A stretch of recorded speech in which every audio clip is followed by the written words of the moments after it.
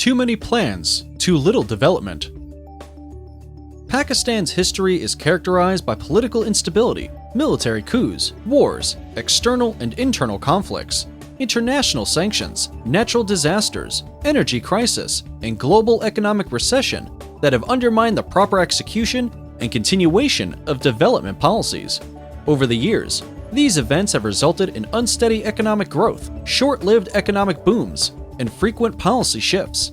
Over the last 7 decades, despite collaborations with development partners and receiving huge amounts of foreign aid, Pakistan is still far from the stage of self-sustaining economic growth. Pakistan's growth experience suggests volatile annual growth and a declining trend in long-run growth patterns. On the policy side, during the last 2 decades, multiple national development plans were formulated, accompanied by annual development plans and sectoral policies. Almost all plans prepared during the political and military regimes were shelved after change in government. Despite wide circulation of these plans, hardly anyone reads them, understands them, implements them. Hence, broadly speaking, none of these succeeded in getting the desired results.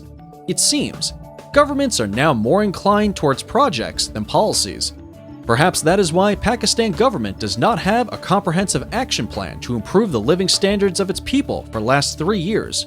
We need to understand that in the absence of our own policies, international donors get space to influence our policy decisions.